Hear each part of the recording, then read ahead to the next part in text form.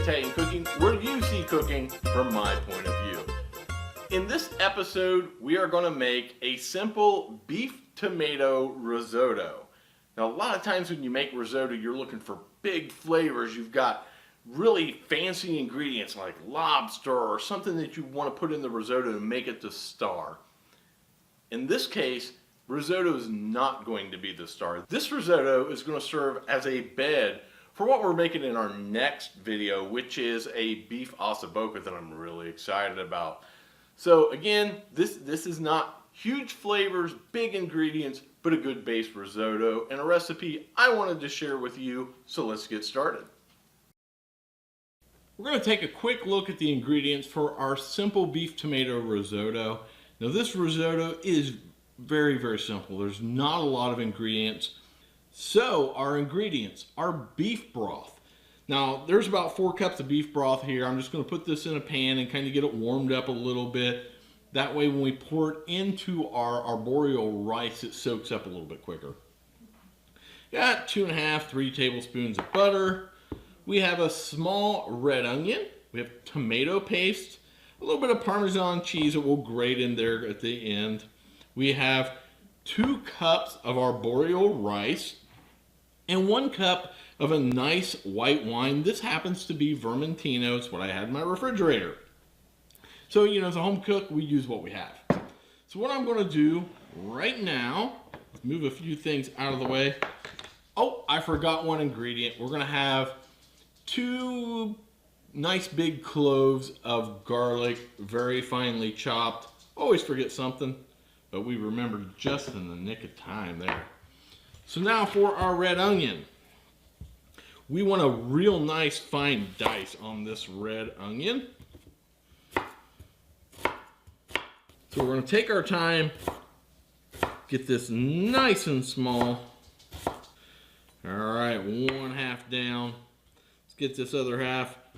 The way I chop up my onion, I kind of slice it long ways, and then we come across the top.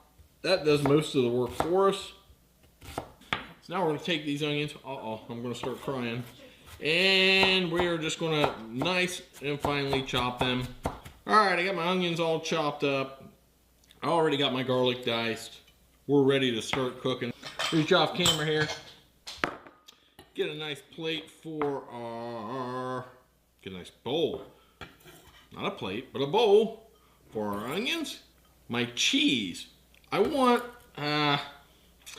a lot of cheese. I don't want this to be an overly cheesy dish. So I'm going to grab my grater here.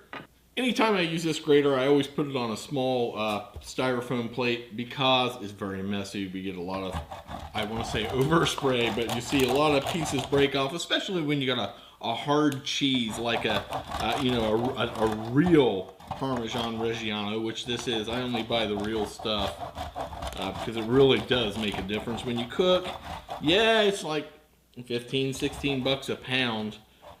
But there's a real difference in the taste. You get that nutty, aged, you get that nutty, salty flavor that you only get out of a real aged Parmesan Reggiano.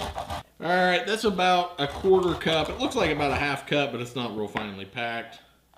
That is going to be perfect. That goes in at the end when we finish our risotto. Boom, all in there. A little bit left on that. Never throw away your rinds. Rinds from Parmesan are magic. So it looks like we're pretty much ready to get set up over at our stove and we can start cooking our simple beef tomato risotto. First thing we're going to do, and I didn't mention this in the review of ingredients, but we're going to use a little bit of olive oil. And we're just going to use just a tiny little bit there because what we're going to use this for is to saute our onions. So our onions in the pan, stir those around. I'm just going to, let's get that heat turned down here a little bit. You see I just got enough olive oil in here to kind of coat those onions and to keep them from sticking. Now our garlic is really finely diced, so I'm going to let these onions go here over medium-low heat for about 4 minutes, and then we'll add our garlic. It has been about 3-4 minutes, so now we are going to add our garlic, and I'm going to be honest, I bought a jar of that minced garlic that you keep in your refrigerator. I'm tired. I've already worked a lot to get this Osso Buco going, so I thought I'm going to use cheater garlic today is what I call it. We've got, this is about the equivalent of 2 or 3 cloves of garlic. We're going to put that right in. Now, those are minced very small, so it does not take a long time for that garlic to release its flavor. We're going to let this go about 60 seconds. It's been about a minute, and that garlic is releasing its oil. You can smell the garlic now. So now what we're going to do is I have about 2.5 tablespoons of butter. We're going to put that right in here and let that start melting. Also, at the same time, remember, this is supposed to have a little hint of tomato. So we're going to use tomato paste. It's really going to make this rich. We're going to put in about 2 tablespoons of tomato paste. Give or take, if it's 3, that's okay. If it's 1.5, you didn't add enough. There we go. We're going to call that 2 tablespoons. Now we're going to let this kind of all macerate together. We're going to let that tomato paste start to release its flavor. And then it will be time for the next step. This should only take here about a minute. That tomato paste is starting to get incorporated. That butter's melting. I'm going to turn up my heat just a little bit. Now we are going to add 2 cups of arborio rice. Now 2 cups makes a lot of risotto. This kind of will boil up or puff up as it you know, gets infused with the liquids. You can see, maybe you can see my broth over here, my beef broth steaming. It's warm. It's like we want it. So what we're going to do is make sure we got our arborio rice all coated with our butter. Get all those onions mixed in. You can see that tomato paste coating the rice as well. Perfect. This is exactly what we want. Risotto can be easy to make. It's time consuming, but there are a few common mistakes people make. One is not cooking their rice. And when I say that is, a lot of folks will pour their arborio rice in there and start right now with the liquids. You actually want to let this cook by itself for just a couple minutes. Now this is doing a couple things. It is kind of getting that rice ready for this infusion of liquid. It's also building flavors. It kind of gets a little bit of, you know, put a little color on that rice.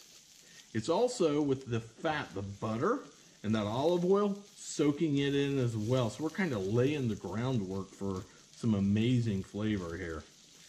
So I have let that go for about a minute. Now I'm going to reach over here and I'm going to grab my wine. This is a generous 1 cup of a dry white wine. The wine I happen to have available in my fridge was a Vermentino. If you have Pinot Grigio, hey, that'll work fine. Just any white wine will work, but you got to use what you have, right? So now another mistake people make when cooking risotto is that they don't let the liquid absorb before adding more liquid. Now I'm not going to say we're going to let it absorb totally, but right now this is not really started to absorb yet. And the reason is the wine was cold. I did pour it in that cup a little bit ago, hoping that it would come up to room temperature a little quicker. But it was still less than room temperature. Now, my beef broth that's sitting over here, this is doing 2 things with the beef broth. Yeah, it's warming it up, but it's also reducing it. When you reduce a broth, you are multiplying the flavor. So the more I let this warm up, the better it's going to be, because it's going to, some of the liquid's going to evaporate away, leaving those flavors behind. So I'm not real concerned about this. I have more beef broth in the cupboard. If this, you know, isn't enough or too much of it steams away, I can just add a little bit more, but I'm not really concerned about it. So we're going to let this go another 30 seconds or so. Look at that nice color on that from the tomato paste, a nice pink hue. The risotto has soaked up a lot of that wine.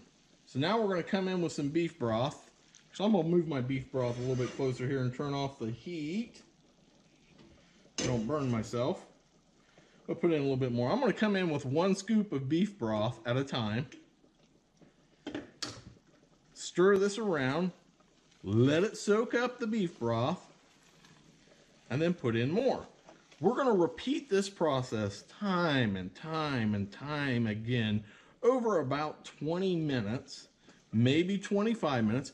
Really, it's hard to say how long it takes. I've made risotto in 15 minutes before, and I made risotto in 30 minutes. Because you got to keep, after about 20 minutes, you'll notice it doesn't soak up the broth as quickly. And that's meaning that your rice is almost at that nice tender point.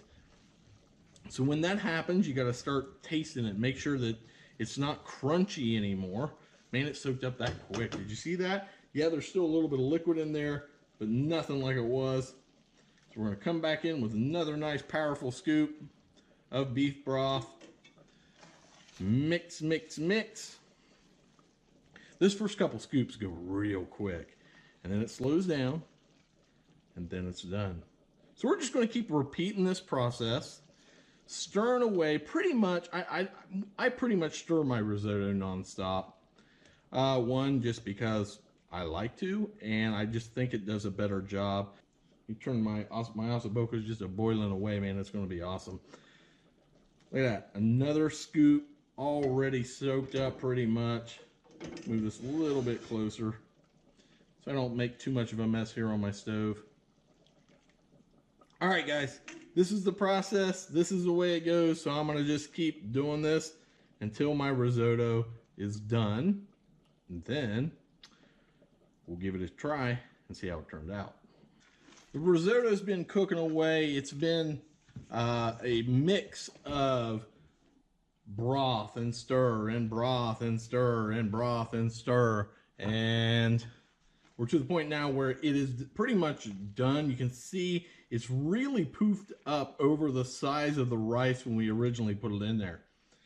Our last step, this is really about a 1/4 cup. It looks like it might be about between a half and a quarter, but it's probably closer to a 1/4 cup of Parmesan cheese. So I'm going to sprinkle that in, stir around.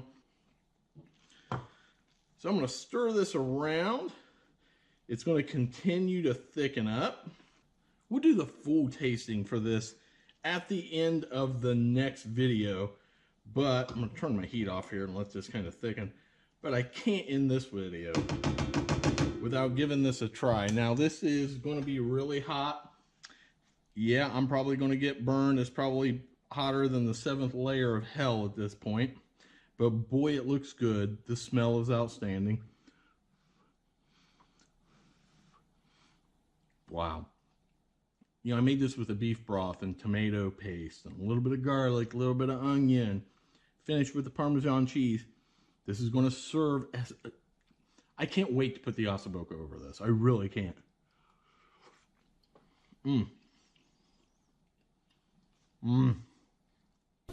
It's good. First thing you taste is the beef broth. That flavor is truly enriched by that tomato paste. You end it with the snap of the Parmesan cheese. That is outstanding. This is the first time I've made risotto with a beef broth. Everything I've done before, I've done some lobster risotto and other risottos that usually finish with usually made with a chicken stock. That is incredible. Can't wait to scoop a big plate of this up. So with that, thank you so much for watching POV Italian Cooking. Follow me on Facebook, Twitter, Instagram, Google+, LinkedIn. But most importantly, click that subscribe button in YouTube. Ring the bell so you get a notification anytime I post a new video. Again, really appreciate you guys. Leave me some comments down below the dish you'd like to see me make in a future video. And ciao.